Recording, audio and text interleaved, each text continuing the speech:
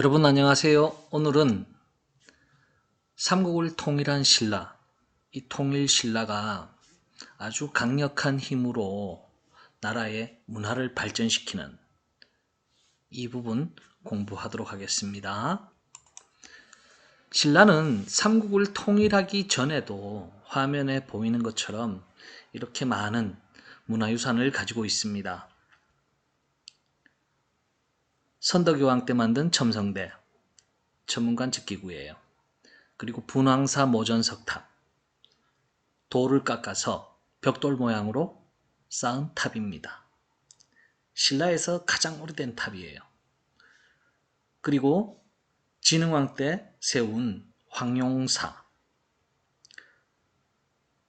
화랑들이 맹세를 한 임신석이석, 그리고 진흥왕이 영토를 확장하고 세운 단양적성비, 북한산 순수비, 그리고 아주 화려한 신라의 왕관, 이러한 것들이 있습니다. 삼국을 통일한 통일신라, 더욱더 발전해서 불교로 신라백제 고구려의 백성들의 마음을 하나로 엮기 위해서 가문사, 부석사, 불국사라는 절을 짓습니다. 그리고 불국사 안에는 석가탑, 다보탑을 세우고 석굴암을 만들고, 그리고 이 부처님의 뜻이 널리 퍼져나가라는 에밀레종, 성덕대왕 신종을 만들게 됩니다. 그리고 서역, 오늘날의 아라비아와 국제무역을 하면서 국제적인 도시, 국제적인 나라로 성장해 나가는 통일신라입니다. 삼국을 통일한 문무왕, 선생님이 지난번 시간에 농담으로 김유신 장군이 조카였던 문무왕에게 범민아 너는 궁궐이나 지키고 있어라, 이 외삼촌이 삼국 통일할게, 이런 이야기 했습니다. 자, 이 문무왕 실제로 삼국 통일하는데 크게 한 일이 없어요. 그래서 죽기 전에 유언을 남깁니다. 어떻게 남기느냐? 난 살아서 크게 한 일 없으니까 죽어서도 신라를 위해서 일을 해야겠다 해서 유언을 남겨요. 아들아, 내가 죽으면 나를 동해 바다에 묻어다오. 동해 바다의 용이 되어서 왜구들로부터 신라를 지킬게 하면서 유언을 남기니 아들인 신문왕은 동해안의 바다에 문무왕의 무덤을 만듭니다.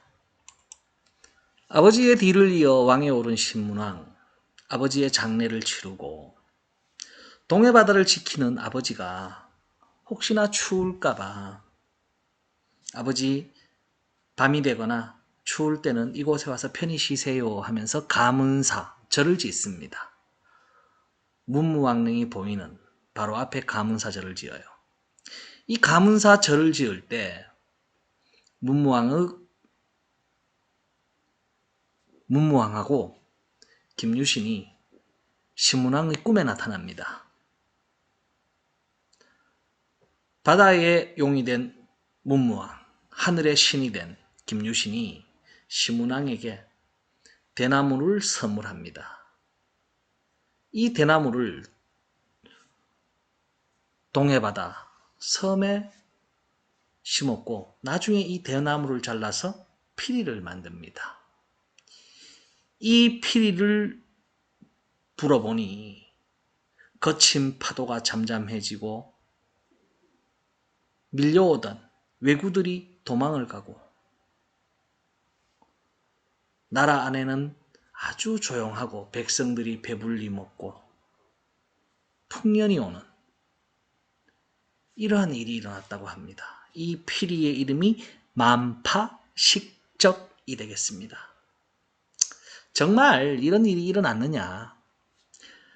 단무지 생각으로는 이제 통일한 신라, 편안하게 나라가 발전되리라는 이러한 신라 사람들의 바람이 들어있는 그러한 악기인 것 같아요. 자, 이 가문사절은 없어졌고 그 자리에 쌍둥이 석탑이 남아 있습니다. 가문사지 3층 석탑이 남아 있습니다. 자, 그리고 이 신문왕은 신라 왕궁의 동쪽에 연못을 파고 그곳에 궁궐을 또 하나 짓습니다. 동쪽에 있는 궁궐, 동궁, 그리고 월지. 자, 이곳에서는 귀족들과 신하들이 함께 어우러져 가지고 잔치를 하거나 파티를 하던 이러한 장소입니다. 화면 왼쪽 밑에 주령구라는 14면 주사위가 있습니다. 계속 술 마시고 춤추고 놀기 힘드니까 여기에 여러 가지 벌칙을 적어서 귀족들과 왕족들이 놀던 모습을 짐작해 볼 수 있는 그러한 물건이 되겠습니다. 그리고 금동 초심지 가위, 초심지를 자르는 가위입니다. 그런데 이게 금동으로 되어 있어요. 자, 신라 귀족들, 왕족들의 생활, 놀이 문화 이런 것을 짐작해 볼 수가 있습니다. 이 신문왕은 삼국을 통일하고 난 다음 이제 의상스님을 시켜서 치열하게 다투던 중령지역에 부석사라는 절을 짓고 삼국의 백성들의 마음을 위로합니다. 부석사. 의상스님은 화엄사상을 널리 퍼뜨려요. 화엄사상. 지난 시간에 배웠지만 자, 개성도 다르고 말투도 다른 신라백제 고구려의 사람들이 이제 모두가 합쳐서 새로운 나라를 만들자. We are the one. 이것을 뜻하는 게 바로 화엄사상입니다. 화면 왼쪽 아랫부분을 보면은 여러 바위들이 얽히고 설켜 큰 석축을 만들었습니다. 이런 것처럼 신라 사람, 백제 사람, 고구려 사람 생긴 모습, 특징, 개성도 다 다르지만 이제 우리는 We are the one. 새로운 하나, 더 큰 하나가 된다. 이것이 화엄사상이 되겠습니다.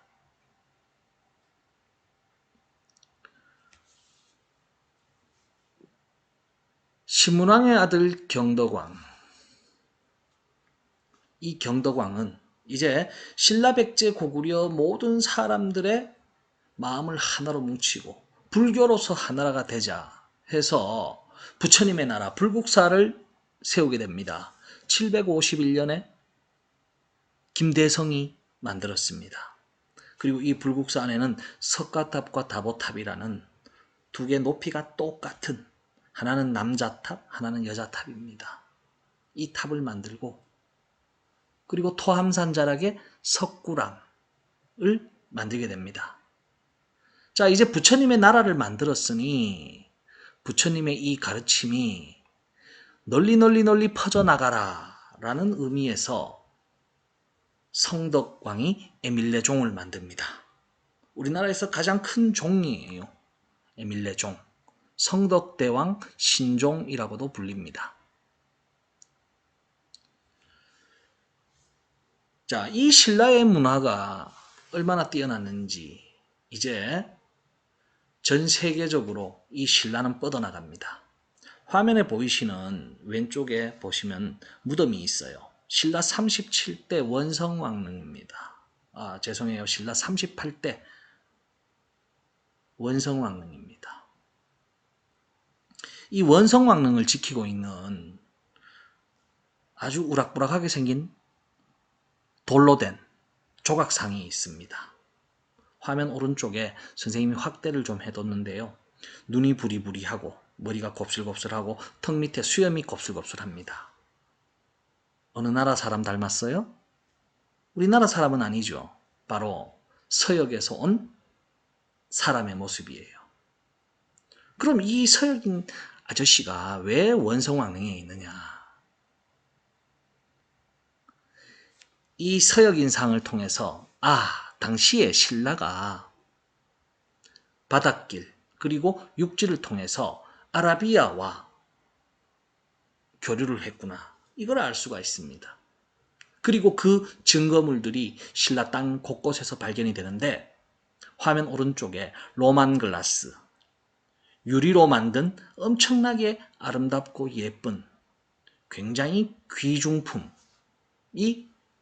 아라비아로부터 신라로 건너오게 됩니다. 로만, 로마, 이탈리아 로마를 뜻합니다.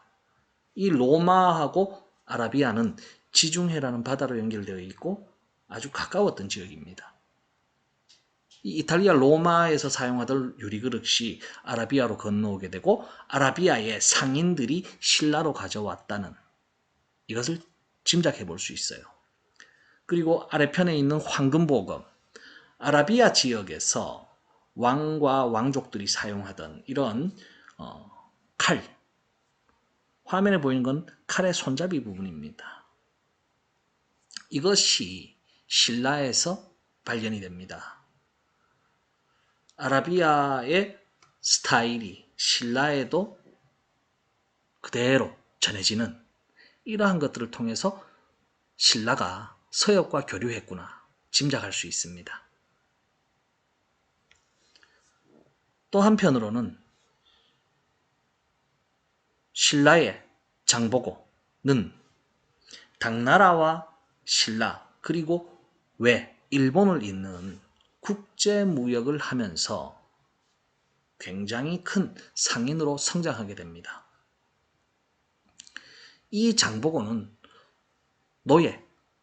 노비 출신이었는데 훗날 당나라로 끌려가서 당나라의 어떤 전쟁에 참가하게 되면서 큰 공을 세웁니다. 그러면서 신분이 이제 올라가게 되고 훗날 신라로 다시 돌아와서 청해진을 설치하고 국제무역을 하는 이러한 큰 상인으로 성장을 하게 됩니다.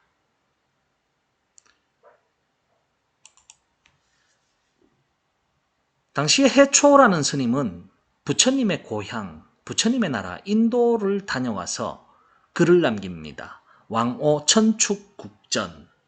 왕 다녀왔다. 오 다섯. 천축국 인도 전 글. 내가 인도와 그 주변 5나라를 다녀와서 글을 남긴 것이다. 해서 왕오 천축국전이라는 글을 남깁니다. 서역과 교류하고 당나라 외와 교류하고 해초는 인도까지 다녀오고 국제적인 이러한 움직임의 중심에 바로 신라가 있었던 것입니다.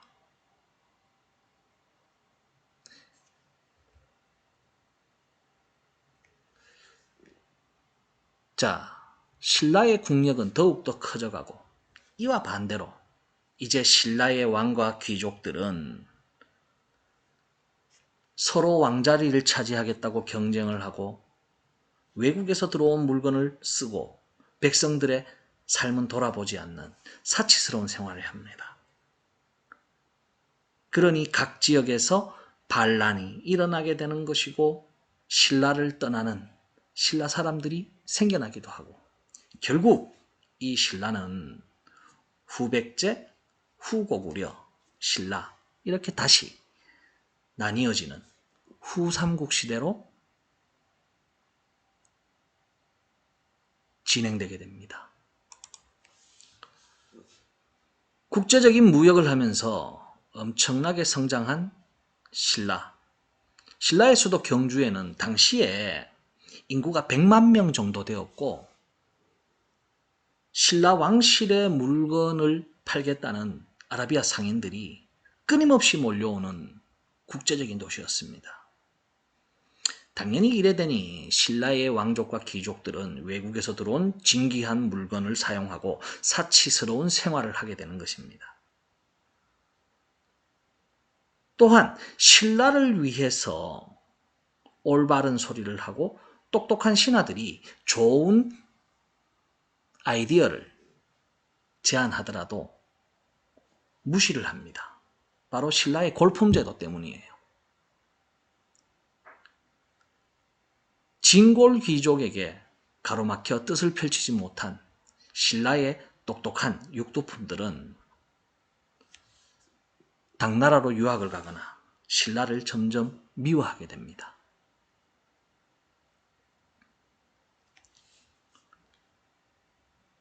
신라 사회가 서서히 흔들립니다. 그러다 보니 각 지역에서 반란이 일어납니다. 김헌창의 난, 장보고의 난, 원종과 애노의 난. 각 지역에서 반란이 일어나니 신라는 걷잡을 수 없는 혼란에 빠지게 됩니다. 그럼에도 신라의 왕과 귀족들은 끊임없이 왕자리를 서로 차지하겠다고 경쟁을 하고 있는 이 신라. 결국 이제 각 지역에서 군사 힘을 가지고 있는 사람, 무역을 해서 돈을 많이 번 사람, 그리고 말을 잘해서 많은 사람이 따르는 이러한 세력들이 일어나게 됩니다. 통일신라 말 군사력, 경제력, 정치력을 가지고 있던 이러한 사람, 새롭게 생겨난 권력자들이 탄생하는데 이 사람들을 호족이라 합니다. 대표적인 호족이 신라의 군인 출신 견훤, 후백제를 건국합니다. 그리고 신라의 왕족 출신 궁예가 후고구려를 건국합니다. 이 후고구려를 건국한 궁예는 자신의 부하였던 왕건에게 자리를 빼앗기고 죽음을 당합니다. 그리고 이제 통일신라는 아주 쪼그라들어서 56대 마지막 경순왕이 다스리고 있었습니다. 후삼국으로 나뉘게 된 통일신라. 결국 후백제의 견훤 그리고 고려를 건국한 왕건, 이 삼국의 주인 자리를 놓고 치열하게 다툽니다. 그 사이에서 눈치를 보던 신라의 경순왕. 결국 왕건이 견훤의 후백제를 물리치고 신라 경순왕으로부터 나라를 그대로 선물받아 한반도를 통일하는 고려라는 나라를 세우게 됩니다. 자, 그럼 천년의 역사 신라 상대부터 중대 하대까지 간략하게 다시 정리하겠습니다. 기원전 57년 신라가 건국되고 935년에 멸망합니다. 신라 역사 너무 길어. 상대, 중대, 하대 세 개로 끊어서 공부해보자. 상대는 건국부터 나라의 기초를 다지고 한강 유역을 점령한 성장하는 시기입니다. 그리고 중대는 삼국을 통일하고 문화가 발전하는 가장 강력했던 시대. 그리고 하대는 귀족들과 왕족들의 왕권 경쟁과 사치 생활로 국력이 서서히 약해지는 이 시기로 나눌 수 있습니다. 신라 상대의 중요한 왕은 내무랑의 중앙집권화, 지중왕의 먹고 살거리 해결, 그리고 법흥왕 때 법과 제도, 불교 공인, 진흥왕 때 한강을 점령하고 순수비를 세웠다는 것. 이렇게 정리할 수 있고요. 신라 중대, 삼국을 통일하는 이 과정, 무열왕 김춘추의 나당연합과 백제멸망, 문무왕의 고구려 멸망과 매소성 기벌포 전투의 나당전쟁에서 승리하고 삼국 통일, 그리고 신문왕의 왕권 강화와 넓어진 나라를 다스리기 위한 여러 정책들이 펼쳐집니다. 그리고 이때 통일신라는 문화가 발전하게 되고, 그리고 신라 하대가 되면서 귀족들의 왕권 경쟁과 사치 생활로 통일신라는 역사 속으로 사라지게 되는 것입니다. 신라 수업 마치겠습니다. 수고하셨습니다.